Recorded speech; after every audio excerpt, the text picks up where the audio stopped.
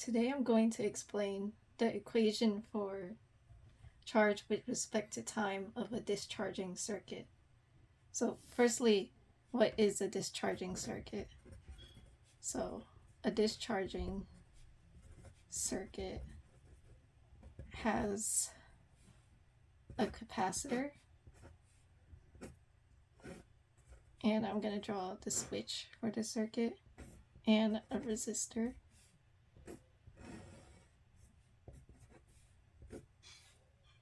And once you close that switch, the circuit will lose charge over time, which is why it's called a discharging circuit.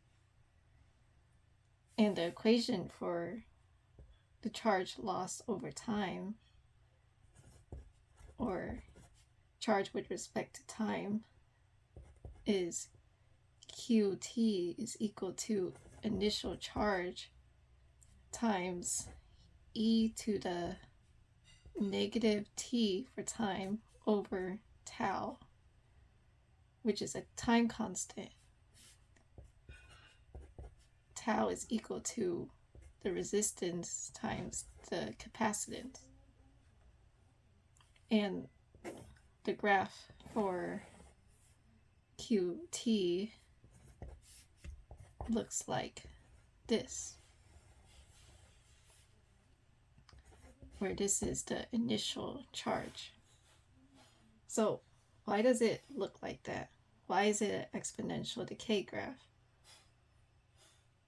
If you remember the equation, charge is equal to capacitance times the change in voltage, and we combine that with Ohm's law for resistance, charge or change in voltage is equal to current times resistance. We could sort of combine the both of these equations to explain why the graph looks like that. So we start off with a high amount of initial charge. So we start off with a lot of initial charge, which would mean that we would have a big change in voltage. And when we have a big change in voltage, we would have a lot of current. Now, when current increases, that means you lose a lot of charge fast. So you start losing a lot of charge from your initial charge.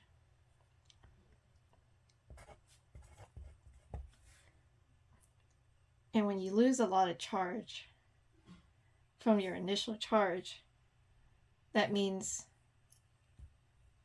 your change in voltage is a lot less than what it was before. So it is a lot less than the initial change in voltage, which would mean that the current would become weaker. And then you lose lesser charge. Lesser charge lost than when you lost a lot from the beginning. Another way to look at this graph is that I is equal to Q over T, change in Q over change in T. So the slope of this graph would be the current. So initially we start off with a lot of charge, which means we have a lot of current. So this would be sort of like a big change in slope, and then over time the change in slope becomes a lot less steep.